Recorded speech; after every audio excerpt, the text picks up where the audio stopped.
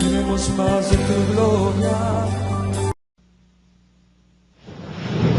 El joven planeta Tierra.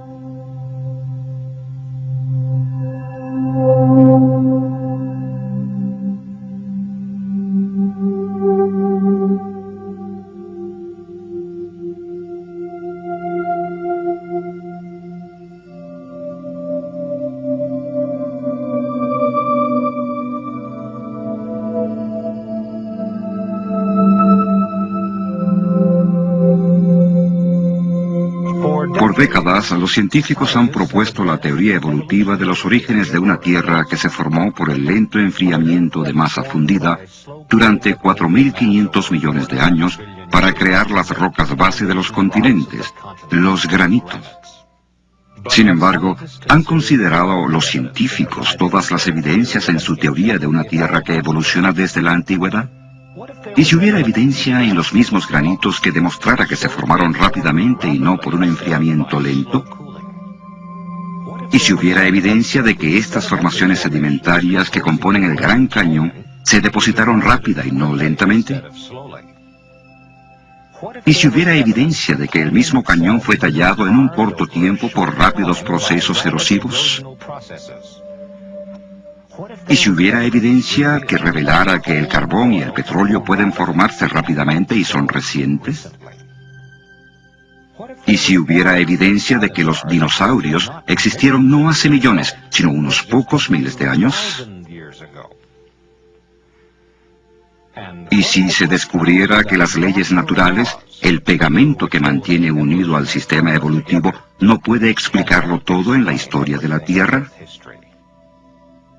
Nos veríamos obligados a considerar otro modelo de historia de nuestro planeta, uno que reconozca la posibilidad de que las tasas de cambios geológicos en el pasado fueron mucho más elevadas de las que observamos actualmente. En este escenario tomaría mucho menos tiempo para que ocurrieran diversos eventos geológicos. Entonces tendríamos todos los ingredientes para concluir que la Tierra es de hecho bastante joven. Pero ¿hay alguna evidencia científica que desafíe la visión evolutiva de una Tierra antigua y apoye la de una Tierra joven? El científico Robert Gentry la ha encontrado. Mientras trabaja en el Laboratorio Nacional de Oak Ridge en Tennessee, ha publicado evidencia que desafía el largo periodo de tiempo de la historia de la Tierra. En 1977, la Red de Comunicación de Investigaciones publicó un innovador informe sobre los resultados de los trabajos del Dr. Gentry, el cual describe sus implicaciones de la siguiente manera. Las actuales leyes físicas pueden no haber gobernado el pasado. Las rocas fundamentales de la corteza terrestre, en vez de enfriarse y solidificarse durante millones de años, se cristalizaron casi instantáneamente. Algunas formaciones geológicas que se pensó tenían 100 millones de años, en realidad solo tienen algunos miles de años.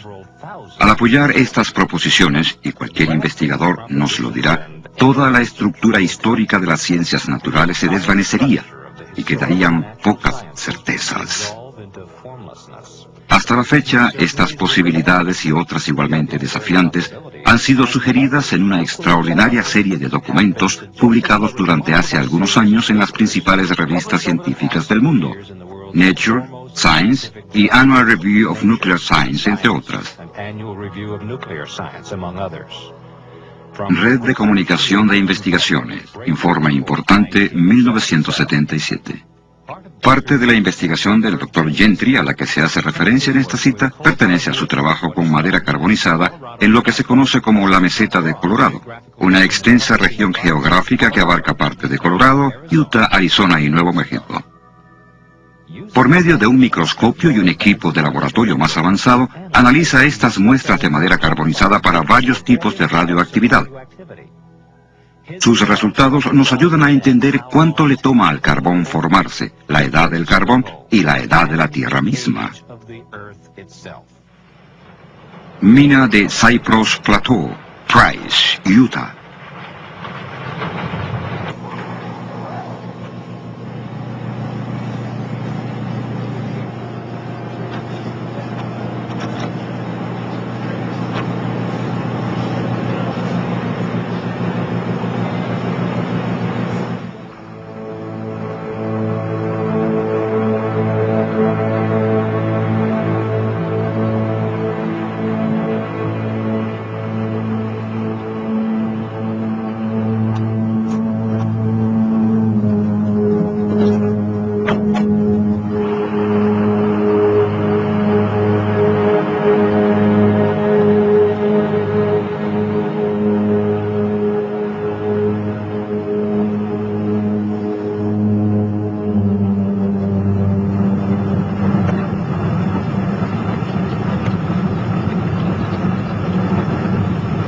...610 metros, 10 kilómetros bajo tierra.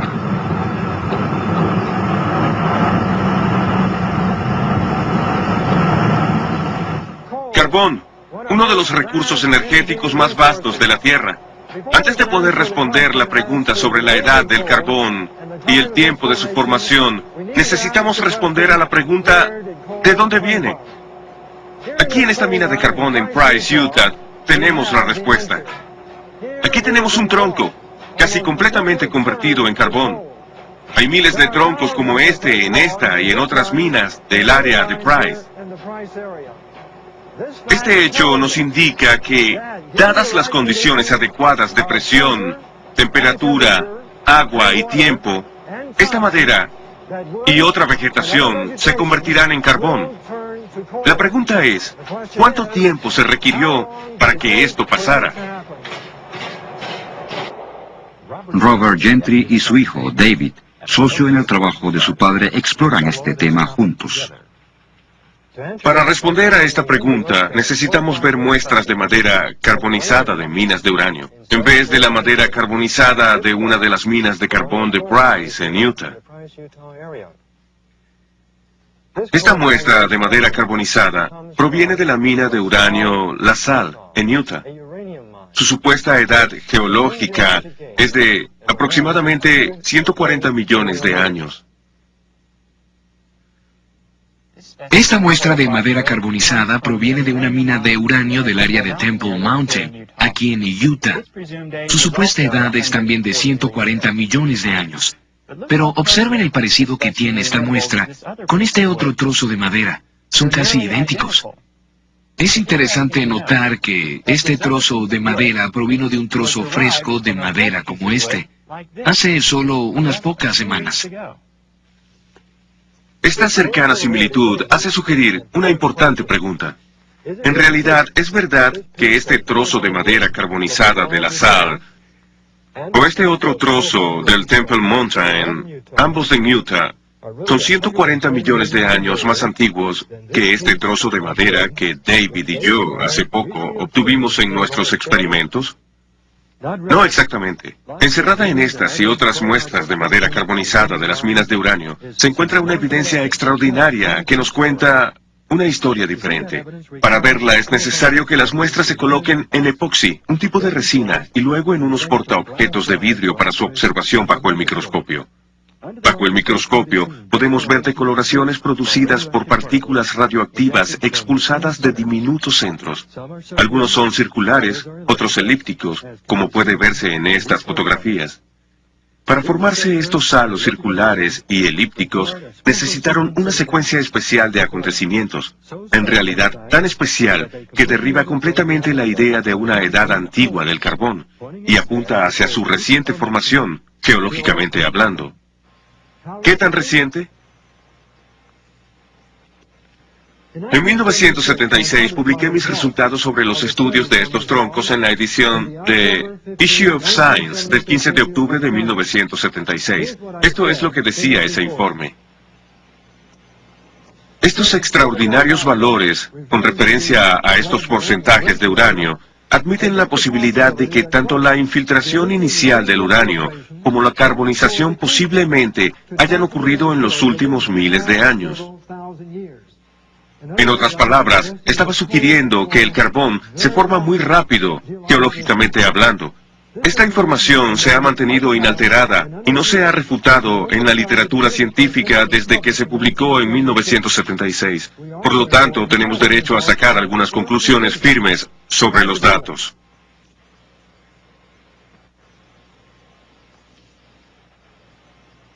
Los geólogos han supuesto que el Eoceno fue hace casi 60 millones de años, el Cretáceo hace 110 millones de años, el Jurásico hace 160 millones y el Triásico hace 225 millones. Pero los resultados que hemos presentado contradicen esa información, y lo que muestran es el entierro simultáneo de todas estas formaciones hace varios miles de años. Estos resultados pertenecen al origen y a la edad del carbón, donde quiera que se encuentre. Bahía de Catherine Hill, Australia. No lejos de esta zona costera, cerca del punto de rocas planas, se encuentra un objeto de gran interés geológico, un antiguo árbol. Pueden verse los restos fosilizados de este árbol que se extienden sobre 3,5 metros de capas sedimentarias entre 2 vetas de carbón localizadas aquí. Hace años, cuando una compañía minera excavó las capas que cubrían el árbol, se podía ver que el pie del árbol se extendía hacia la parte más baja de la veta de carbón. Desde ese entonces, la parte inferior del árbol se ha separado. Incluso ahora, con su reducida longitud, el árbol se extiende a través de capas que, normalmente, los geólogos opinan que toman cientos de miles de años en acumularse. Pero estas capas no pudieron tardar tanto tiempo, ya que el árbol se hubiera podrido mucho antes de que los sedimentos hubieran tenido tiempo de acumularse a su alrededor. Más bien, este árbol es un testimonio mudo de su catastrófico entierro en al menos 2 secuencias de depósitos de ceniza volcánica. Como lo indica la evidencia, probablemente el árbol quedó enterrado en una serie de flujos de ceniza volcánica con muy poca separación entre uno y otro, similar, tal vez, al catastrófico entierro de miles de árboles en el monte St. Helens en el estado de Washington. Pero si el carbón se formó rápidamente, esperamos ver lugares donde los geólogos han encontrado grandes dificultades para explicar su origen, por la lenta acumulación de vegetación. Así que veamos de cerca la evidencia de la formación del carbón, como ocurre en la espectacular cuenca del río Powder, en Wyoming y Montana. La mina abierta de la empresa AMAX en Eagle Butte, cerca de Gillette, Wyoming, revela las enormes reservas de carbón que son visibles por los métodos de explotación a cielo abierto utilizados aquí. La mina de Eagle Butte posee capas de carbono vetas con un espesor aproximado de 37 metros. Esta mina es parte de un área rica en carbón mucho más grande, conocida como la cuenca del río Powder. Esta gigantesca reserva de 26.000 kilómetros cuadrados, ubicada entre las Black Hills de Dakota del Sur al este y las montañas Bighorn al oeste, se extiende hacia el norte hacia el río Yellowstone en Montana y hacia el sur hasta Casper, Wyoming. La inmensidad de los depósitos de carbón de la cuenca del río Powder ha llamado la atención de geólogos durante décadas. Tal interés se documentó en la edición de mayo de 1993 de Earth Magazine. El artículo El carbón del río Powder, enigma geológico, dilema ambiental, incluía estas afirmaciones. Las vetas de carbón del río Powder son extraordinariamente gruesas y puras, libres de otro material. Por lo general, los sedimentos superfluos como la arcilla lavan un depósito antes de que las vetas de carbón puedan hacerse muy gruesas, pero el carbón del río Powder está contenido en inmensas franjas, algunas de más de 60 metros de espesor. Estas vetas se extienden por grandes distancias, arriba y abajo de la cuenca. Tienen cientos de kilómetros de longitud y 80 kilómetros de ancho, dice James McClure, geólogo de la Universidad de Wyoming. No son pequeñas agrupaciones de 1 hectárea o 2, son algo inmenso. McClure, que estudió la cuenca por más de una década, dice que no hay otro lugar en el mundo que tenga tantas vetas de 15 metros o más de grosor. Pero la cuenca del río Powder no es solo un recurso económico. Para los geólogos también es un intrigante enigma científico. Los geólogos han estudiado la cuenca por más de un siglo, principalmente para responder a una difícil pregunta. ¿Cómo las vetas llegaron a ser tan enormes? O para ser más precisos, ¿por qué las vetas no se diluyeron? ¿Las vetas llegaron a ser tan enormes? O para ser más precisos, ¿por qué las vetas no se diluyeron por los aflujos de arcilla y otras impurezas antes de hacerse más densas? Como escribe McClurg, ¿cómo permanecieron las cosas en la Tierra lo suficientemente constantes para que se generaran 60 metros de carbón? Sin embargo, el origen de cualquier tipo de carbón requiere una precisa secuencia de acontecimientos. Si no se pasa por todos ellos, no habrá carbón, explica McClurg. Y tener vetas de más de 60 metros de ancho, bajas en impurezas y bajas en sulfuro, es un logro extraordinario. McClurg agrega, sería como vendarnos los ojos, dar unas vueltas y atinar en el blanco de una diana 100 veces seguidas. Pero si el carbón no se formó lentamente, ¿hay alguna evidencia de laboratorio que demuestre que se puede formar rápidamente? En esta demostración, Robert y David Gentry comienzan a responder esa pregunta. Anteriormente, tomamos un trozo de madera como este, lo introdujimos en este tubo de acero, agregamos un poco de agua y lo sellamos.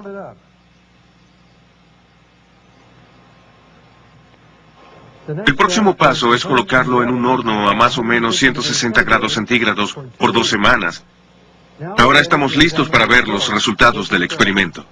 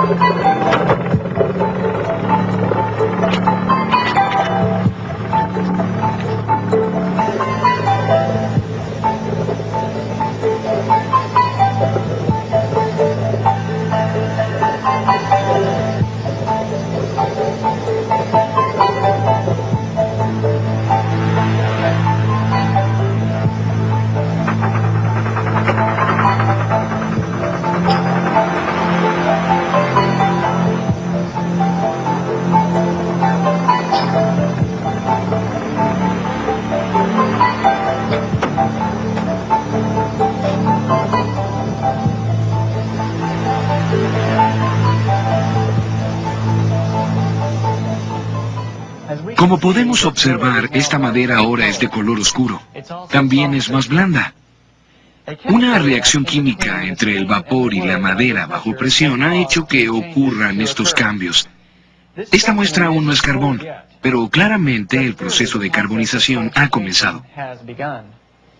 La pregunta es, ¿se obtendría carbón si este experimento o una variación de él se continuara por un periodo de tiempo más largo? Los científicos del Laboratorio Nacional de Argonne respondieron a esta pregunta en una serie de experimentos realizados en los años 80. Uno de los primeros informes sobre su trabajo apareció en la revista Chemical and Engineering News el 21 de noviembre de 1983. En la página 42 de este número se lee la siguiente cita. Químicos del Laboratorio Nacional de Argonne han tenido éxito en la creación de un tipo de carbón artificial a partir de materiales de aparición natural. El proceso es mucho menos difícil de lo que se pensaba en el pasado que era necesario, y proporciona algunas nuevas ideas sobre la estructura del carbón y cómo alterarla. Tiempo después de que aparecieron los informes publicados en la revista Geoquímica Orgánica, la revista científica inglesa de Ciencias Naturales informó sobre el éxito de sus experimentos. En la página 316 de la edición del 28 de marzo de 1985 se lee lo siguiente. A Winans y sus colegas del Laboratorio Nacional de Argonne les ha tomado menos de un año preparar un carbón sintético caracterizado meticulosamente. El material que produjeron es indistinguible del material real con todas las técnicas que se le han aplicado hasta ahora, y su síntesis hace surgir muchas preguntas interesantes en la química orgánica. Para comprender sus resultados, notemos primero la estructura básica de la madera. Los dos componentes principales de la madera son celulosa y lignina. Básicamente, la lignina actúa como un agente aglutinante para las fibras de celulosa. Se llevaron a cabo diversas variaciones del experimento de Argonne, pero la fórmula exitosa fue la que combinó lignina y arcilla con calor, aproximadamente a 150 grados centígrados, en ausencia de oxígeno. Durante un periodo de cerca de 8 meses, se produjo carbón artificial. La rapidez con la que puede formarse el carbón cuando el vapor interactúa con la madera bajo presión nos lleva a preguntarnos, ¿puede el vapor o el agua caliente producir también la rápida transformación de la materia orgánica en petróleo? Un artículo titulado Agua, agua en todas partes, publicado en la edición de Noticias Científicas del 20 de febrero de 1993, contesta esta pregunta. Investigadores de Exxon descubrieron que el agua desempeñó un papel fundamental en la formación del petróleo. Los esfuerzos para sintetizar petróleo fallaron hasta que se agregó agua caliente en el recipiente del reactor, que contenía la muestra de roca fuerte. Cuando se hizo esto, se encontró una capa de petróleo en la superficie del agua al final del experimento.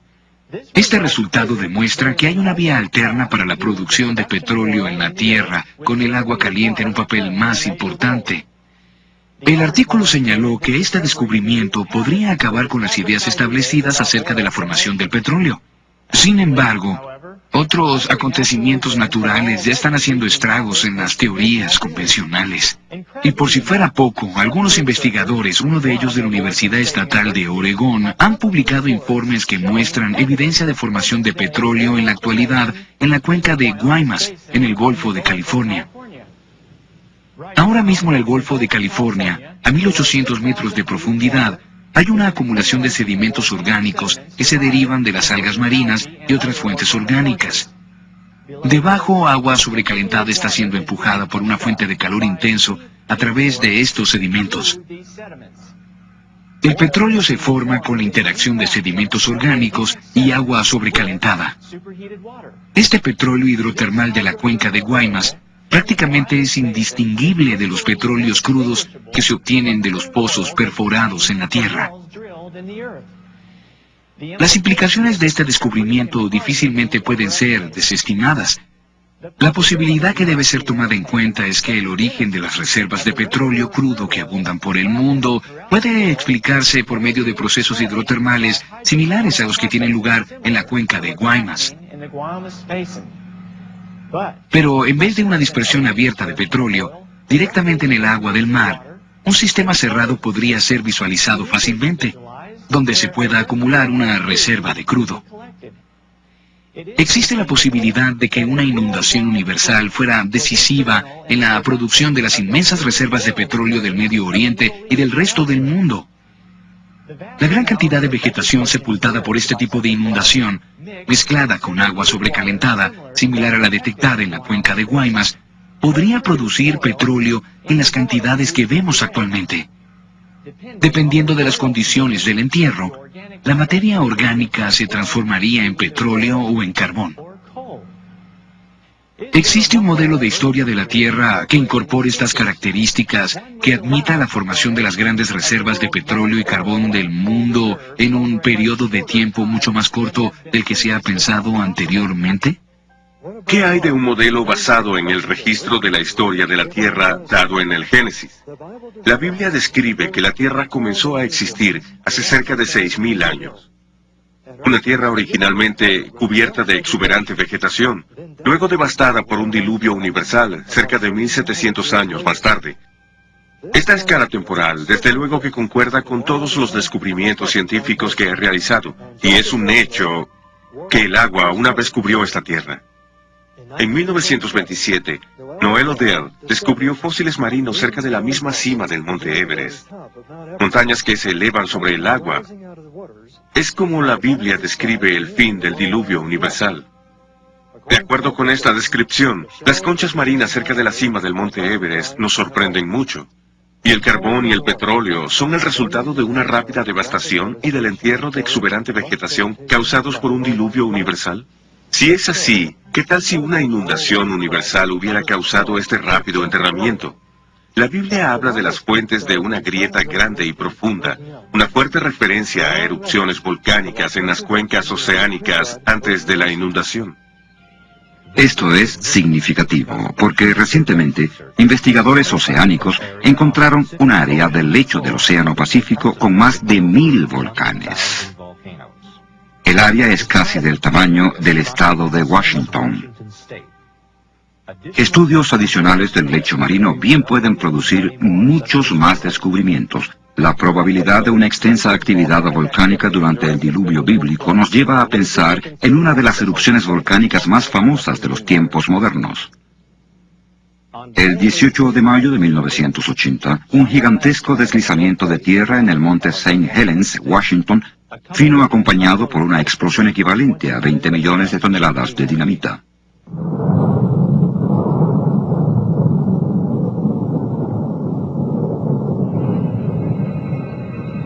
Esta explosión lateral de vapor sobrecalentado, ceniza volcánica y polvo arrasó con más de 390 kilómetros cuadrados de bosques, partiendo inmensos pinos como si fueran mondadientes. Los escombros del derrumbe se precipitaron al lago Spirit, causando una ola colosal que bañó un lado de la montaña adyacente a más de 240 metros sobre el nivel del agua antes de la erupción.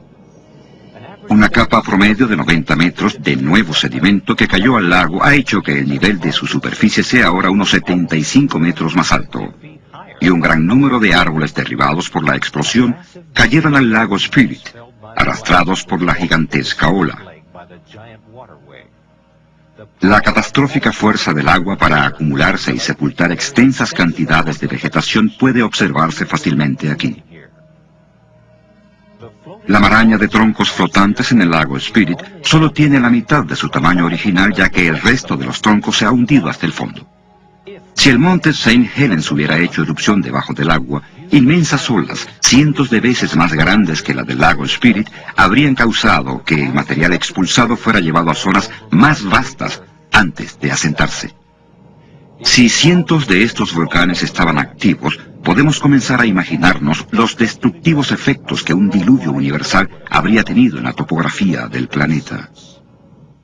Esto hace que nos preguntemos, ¿puede un diluvio universal como el descrito en la Biblia ser también la explicación de otros fenómenos geológicos, como el del Gran Cañón? Algunos geólogos nos habrían dicho que los depósitos sedimentarios se asentaron durante muchos millones de años, lo que simplemente no es verdad. El hecho es que la geología del Gran Cañón encaja en un modelo que se basa en el suceso de un diluvio universal. En un intento por saber de dónde vinieron las aguas de la inundación, a dónde fueron después del aluvión y qué acontecimientos geológicos ocurrieron mientras duró, recurrimos al Dr. Walter Brown, antiguo jefe de los estudios de ciencia y tecnología en el Air War College y profesor titular de la Academia de la Fuerza Aérea de Estados Unidos. Su desarrollo de la teoría de las hidroplacas proporciona la clave que descubre muchos misterios sobre el diluvio y sus efectos. En nuestro planeta podemos ver 17 aspectos muy extraños que hoy pueden explicarse sistemáticamente como resultado de un cataclismo, un diluvio universal cuyas aguas salieron expulsadas de cámaras subterráneas con una liberación de energía que excedía la explosión de 10.000 millones de bombas de hidrógeno. Esta explicación nos demuestra la rapidez con que se formaron las principales montañas. Explica los depósitos de carbón y petróleo, la rápida deriva continental, por qué los lechos oceánicos tienen enormes fosas y cientos de cañones y volcanes.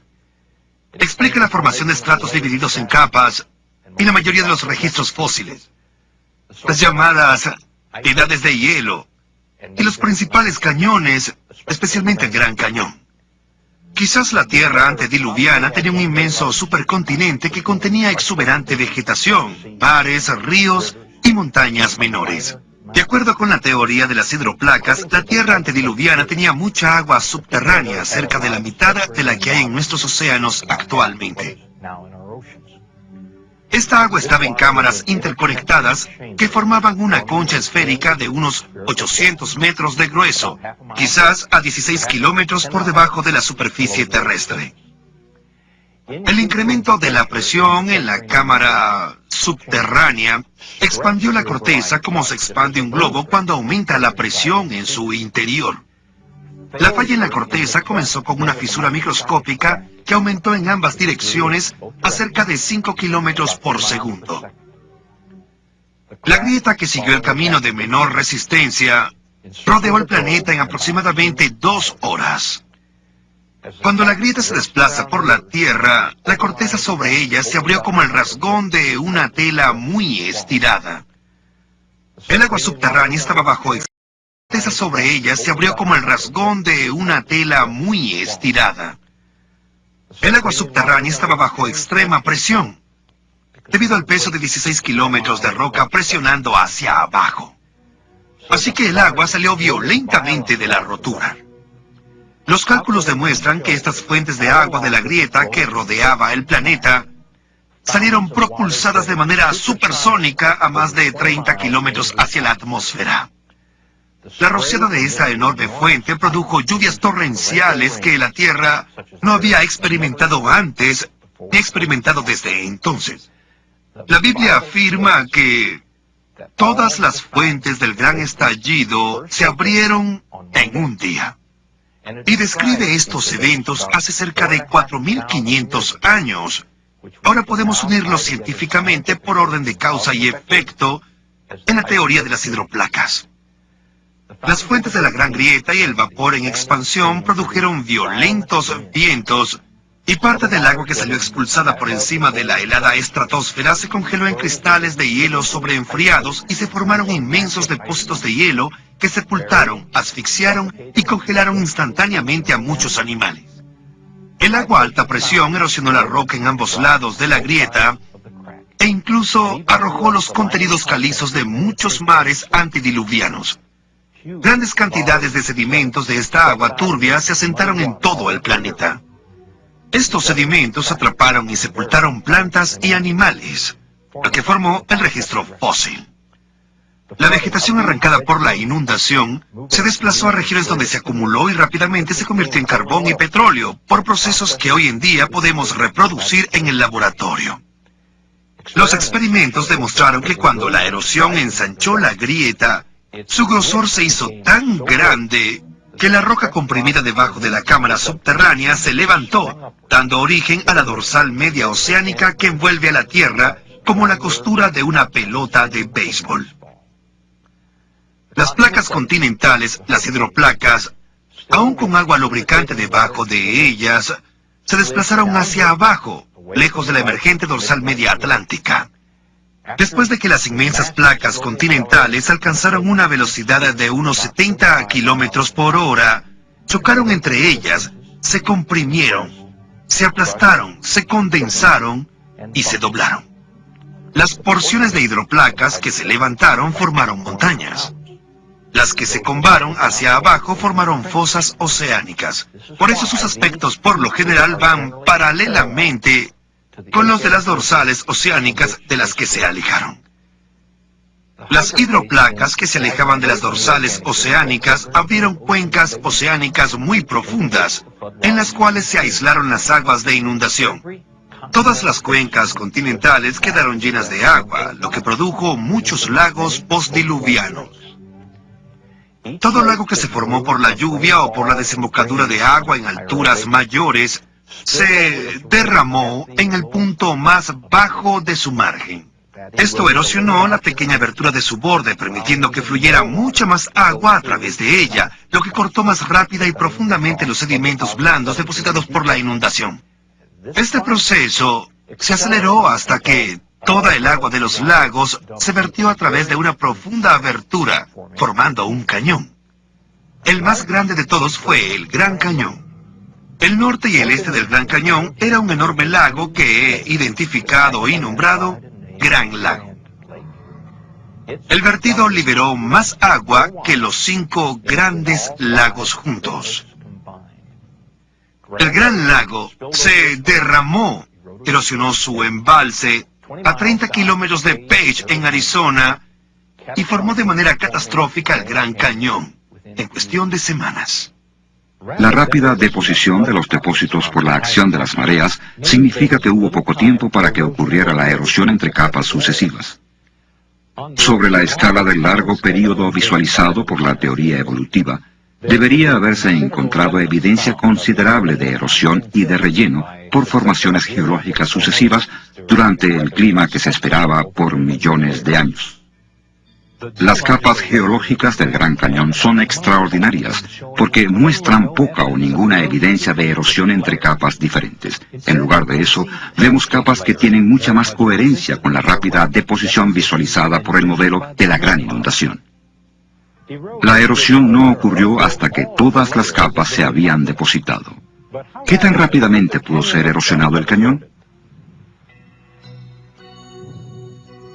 Los sedimentos depositados más recientemente aún no estarían completamente endurecidos, lo que crea la posibilidad de que la erosión del cañón pueda haber tenido lugar con mucha más facilidad que si estuviera convertido en roca, como lo ha supuesto la teoría evolutiva.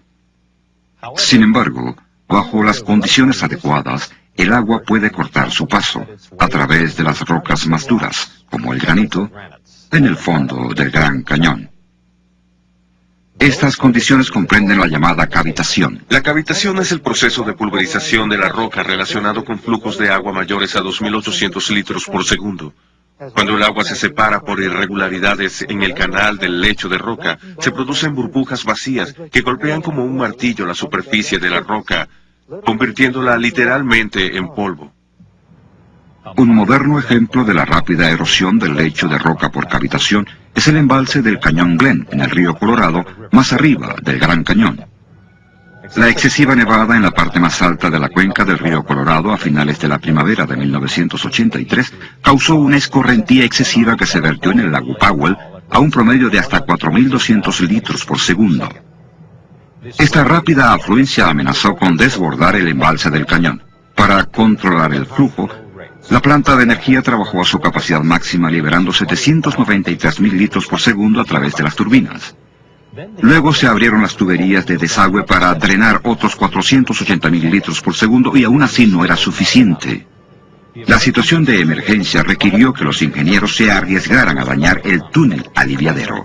Y el 15 de junio el túnel de 12 metros de diámetro se abrió para drenar 368.000 litros por segundo adicionales, que luego llegarían a 480.000 por segundo.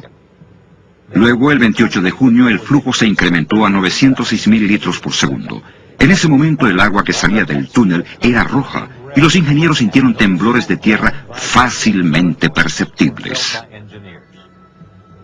Grandes bloques de hormigón y roca eran arrojados del túnel de 12 metros de diámetro. Después de cerrar el túnel aliviadero, el equipo de inspección descubrió grandes daños por efecto de la cavitación. El revestimiento de acero de 90 centímetros del hormigón armado del túnel tenía inmensos agujeros. En un recodo donde el túnel se eleva, un hoyo de 9 metros y medio de profundidad, 46 metros de altura y 12 metros de ancho cortaba el revestimiento en piedra arenisca roja. Se requirieron 1.700 metros cúbicos de hormigón para rellenar este enorme agujero. El proceso de reparación comprobó la gran extensión del daño. La velocidad de la erosión en el túnel aliviadero del embalse del Cañón Glen ocurrió muy rápidamente durante el período en que apareció el color rojo del agua y se sintieron los temblores. Es posible que la cavitación pulverizara el hormigón, el acero y la piedra arenisca a un promedio de 28.300 litros por segundo durante el período cumbre de la erosión. Los efectos destructivos de la cavitación en el embalse del Cañón Glen nos indican que el Gran Cañón pudo haberse erosionado muy rápidamente por la abrupta liberación de un gran volumen de agua sobre él. Pero, ¿de dónde provino el agua y qué causó su repentina liberación? Los estudios del Dr. Brown sobre el Gran Cañón proporcionan una de las mejores respuestas. A la mayoría de la gente se le ha dicho que el poderoso río Colorado talló el Gran Cañón durante millones de años. Pero si la gente pudiera estudiar el cañón desde un avión, podría ver su inmensidad y lo diminuto que es el río en relación con el cañón. No hay río sobre la tierra que pueda tallar este gran hoyo en el suelo, ni siquiera en miles de millones de años. Si el río Colorado talló el Gran Cañón, la primera pregunta que deberíamos hacernos es, ¿a dónde van los sedimentos erosionados? Debería haber un gigantesco delta fluvial al final del río Colorado, pero no lo hay. Además, los geólogos no pueden encontrar un gran delta fluvial cerca de esta parte del mundo. Así que debemos preguntarnos a dónde va toda esa tierra. En varios lugares de esta plataforma que domina el Gran Cañón, hay pequeñas montañas o cerros con capas horizontales que cuentan una historia fascinante. Las capas están alineadas, así que obviamente una vez estuvieron conectadas. Algo debe haber pasado y removido varios miles de metros de gruesas capas de material más blando que una vez estuvo en donde estamos ahora. Necesitamos explicar no solo a dónde fue la Tierra que estaba dentro de este inmenso cañón de 322 kilómetros de largo, sino también a dónde fueron los miles de metros de tierra que una vez estuvieron aquí arriba y que se esparcieron por decenas de miles de kilómetros. Esta formación en particular, llamada Cerro Rojo, no solo sigue teniendo algunas de estas capas horizontales, también posee una clave en la cima. La capa superior es un flujo de lava. La lava solo fluye cuesta abajo, por lo tanto, en un momento, la tierra que rodea la cima de ese cerro debe haber sido más alta. De nuevo, nos preguntamos, ¿a dónde fue toda la tierra? Catastróficamente, el Gran Lago se desbordó y erosionó su embalse, formando el Gran Cañón hacia el sudeste en unas pocas semanas.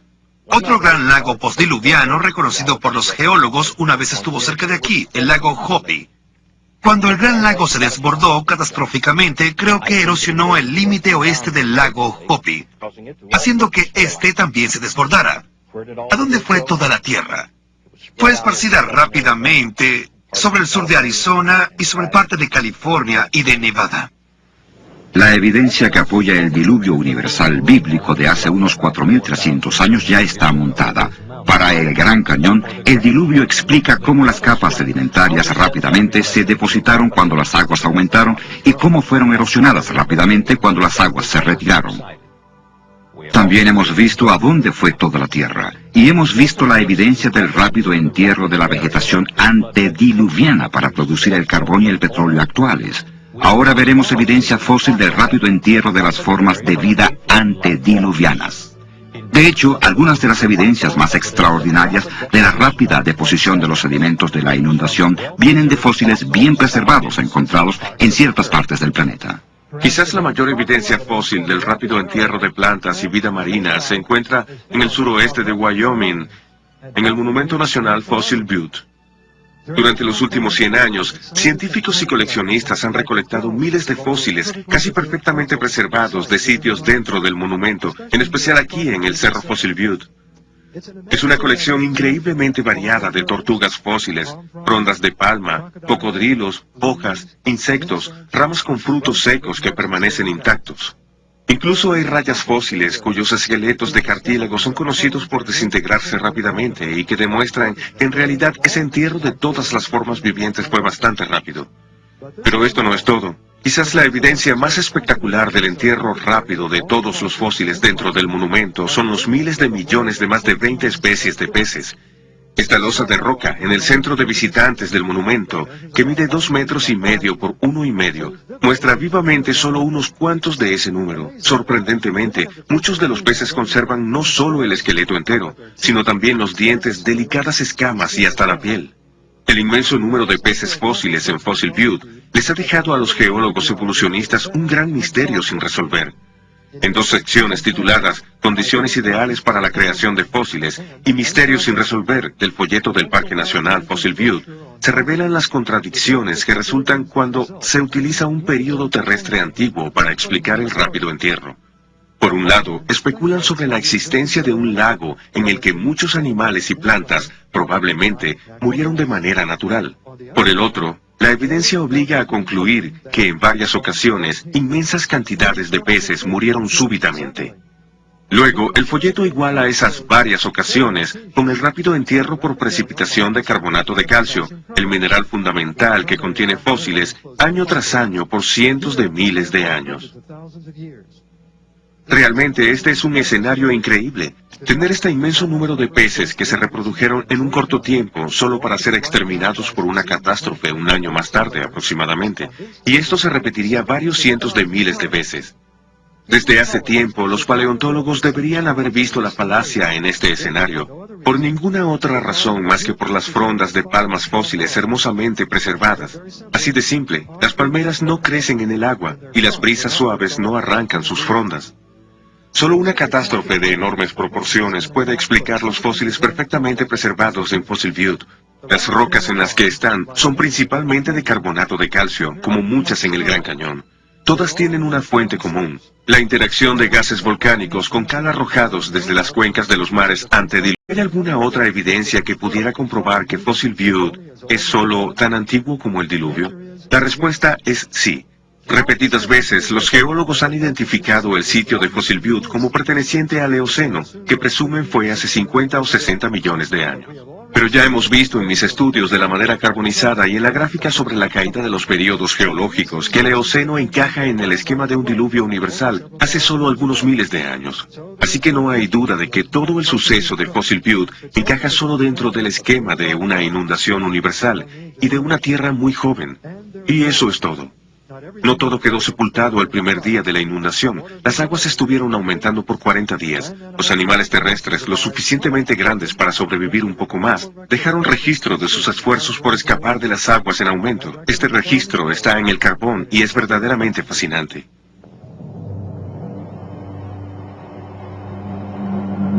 De vuelta a la mina de Cypress Plateau.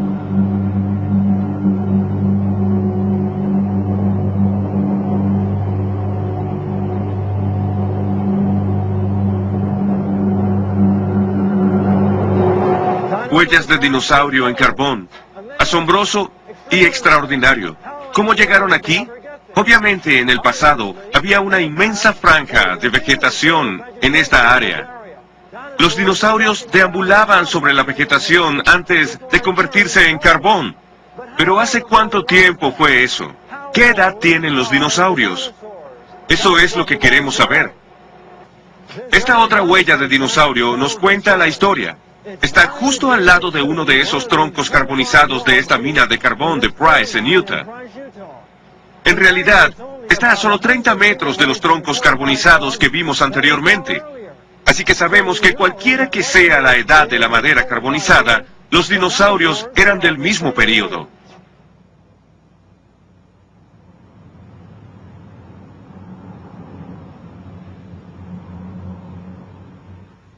En la mina de carbón vimos dos huellas de dinosaurio. ¿Eran las únicas dos huellas de dinosaurio en las minas de carbón del este de Utah? No exactamente. Aquí en el Instituto del Museo Prehistórico del Este de Utah, miren lo que se ha sacado de esas minas de carbón. Miren todas estas huellas de dinosaurio, de diferentes tamaños. Algunas de dinosaurios carnívoros, otras de herbívoros. ¿Por qué estaban todas juntas? Para contestar esta pregunta, miremos el mapa del fósil de la mina Kenilworth. Dice que hay al menos 8 tipos de huellas diferentes en 100 metros de la superficie del techo de las minas. Aquí en el mismo mapa podemos ver las huellas y los troncos carbonizados. De acuerdo con el letrero, estos dinosaurios deambulaban por un pantano.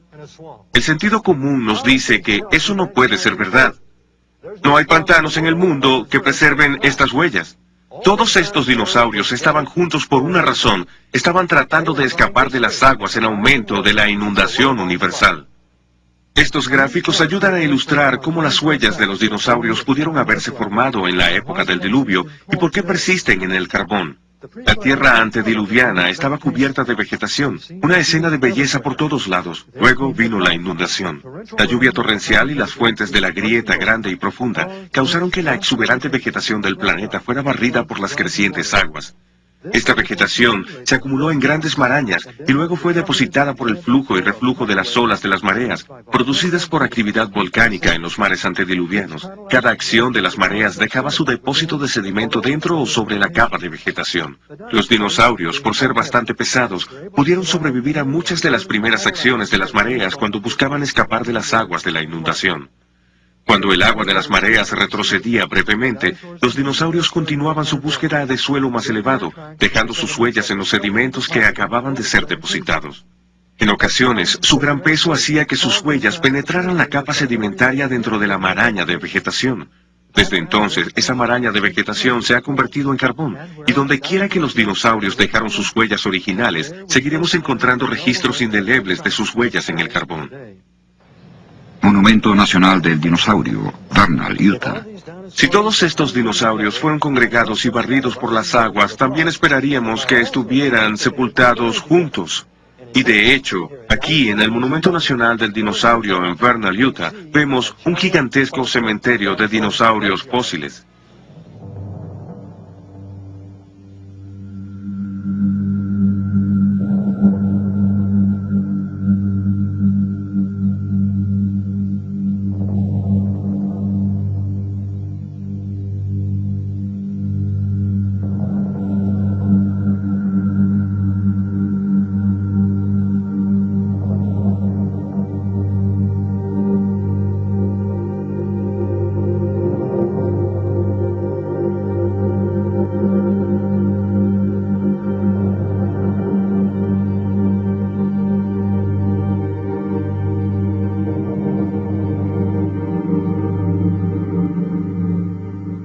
Ha llegado el momento de sacar algunas conclusiones sobre la edad de los dinosaurios y la edad del pez fósil encontrado en el Monumento Nacional de Fossil Butte.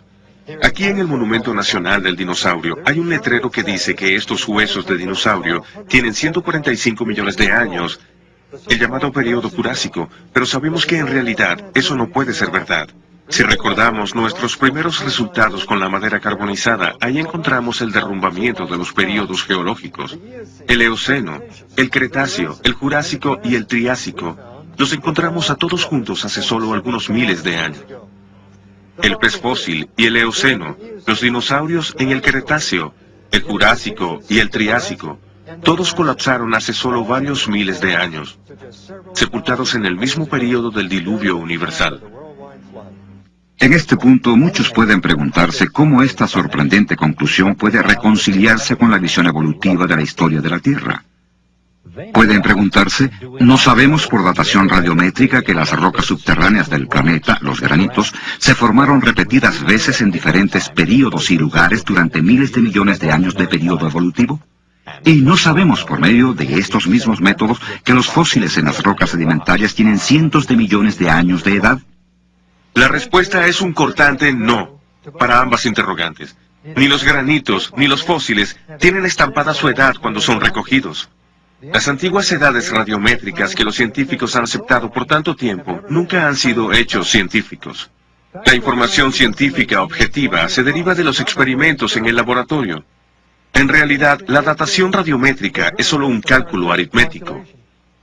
Consiste en una medición de laboratorio. La cantidad de plomo dividida entre la cantidad de uranio. Ambas cantidades son averiguadas en el laboratorio. La otra variable supuestamente es una constante. Se adopta una tasa de descomposición constante. Entonces, la edad es calculada como un producto de esa proporción de periodos constantes. Solo la proporción se mide en el laboratorio. Si esta constante aquí en realidad no es una constante sino una variable, entonces la edad es un absurdo. Y las edades radiométricas son demasiada ficción radiométrica. La evolución supone que los granitos se formaron por enfriamiento lento durante miles de millones de años. El tiempo del enfriamiento, o presunta era, se obtiene con la medición de los actuales productos de descomposición radioactiva del granito, suponiendo que se acumularon solo por una lenta descomposición radioactiva constante. Ya que la evolución compara el período radioactivo con el período de enfriamiento, ninguna evidencia que demuestre que los granitos se formaron rápidamente muestra en esencia su creación simultánea. Por lo tanto, la premisa de la descomposición radioactiva constante y la inferencia de un gran período son inválidas. Y de hecho, hay evidencia científica para su creación simultánea. Dentro de los granitos se encuentran grabadas hermosas microesferas de color, producidas por la descomposición de cierto elemento radioactivo conocido por tener una existencia fugaz. Por medio de una simple analogía, las burbujas de Alka-Seltzer se pueden obtener solo por congelación rápida. Del mismo modo, el registro microscópico de la descomposición radioactiva fugaz de los granitos está ahí, solo porque estas rocas se crearon instantáneamente en forma sólida. Si estas rocas se hubieran formado por enfriamiento lento, como los evolucionistas afirman, los rastros de radioactividad deberían haber desaparecido sin dejar ningún registro visible. Este registro de creación instantánea se encuentra en los granitos de todo el mundo. Por otra parte, su existencia en granitos de edades radiométricas tremendamente diferentes demuestra que fueron creados en el mismo momento. Esto derrumba toda la base de los períodos geológicos. Los cientos de millones de años de enfriamiento que los geólogos han pensado necesarios para formar el monolito gigante, el Capitán, se reducen a solo unos cuantos minutos. ¿Cómo esta evidencia afecta a la edad de la Tierra? Significativamente, el peso de la evidencia científica nos ha conducido a la caída del período evolutivo. Hay una escala de tiempo de creación de un planeta joven. Las edades radiométricas de los granitos, que se extienden desde 80 millones a 4.000 millones de años, son inválidas. Estos granitos del Parque Yosemite, las rocas fundamentales del Gran Cañón, hasta los de Japón e India, y hasta los granitos de Europa, Rusia y Canadá, fueron producto de una creación simultánea. No hemos comprobado que la Tierra tiene 6.000 años de edad, pero hemos encontrado evidencia que corresponde con esa edad del planeta, y hemos demostrado que una edad de miles de millones de años es científicamente incorrecta. Hemos captado solo un breve vistazo de varias líneas de evidencia científica que señalan la verdad y exactitud de un registro bíblico sobre la creación reciente del planeta y el gran diluvio. A pesar de lo breve que ha sido nuestra visión, la conclusión ha resultado cierta. Los rastros radioactivos de la madera carbonizada reducen la escala de tiempo geológica de una vida en la Tierra de cientos de millones de años a solo miles. El suceso de un diluvio universal explica la rápida acumulación de vegetación responsable de las inmensas reservas de carbón y petróleo de la Tierra. La poca edad del carbón y su rápida formación en el laboratorio, así como el petróleo que actualmente se forma en la cuenca de Guaymas, en California, entran solo en una edad temprana del planeta, no en una antigua. Los dinosaurios, sus fósiles sepultados en inmensas fosas comunes y sus huellas en el carbón son un recuerdo mudo de los intentos inútiles de estas criaturas por escapar de las crecientes aguas del diluvio universal. El exceso de helio en los granitos profundos proporciona evidencia concreta de que las rocas de la corteza terrestre son jóvenes. Por consiguiente, rebate todo el concepto de una Tierra que evoluciona desde una época antigua. Y finalmente, las huellas digitales de la creación también encontradas en los granitos, las mismas rocas que la Biblia considera rocas bases del planeta, confirman que todas fueron producto de la misma creación. Este hecho invalida la suposición evolutiva, base de una descomposición radioactiva uniforme, y destruye toda la estructura de los períodos evolutivos. Por lo tanto, debemos concluir que la evolución de 4.500 millones de años del planeta no es más que ciencia ficción. Claramente, el sistema de creencias que corresponde con los hechos científicos que presentamos es el registro de la creación dado en el Génesis y repetido por Moisés en el Éxodo 20:11. En 6 días el Señor hizo el cielo y la tierra, el mar y todo cuanto hay en ellos, y descansó el 7º día.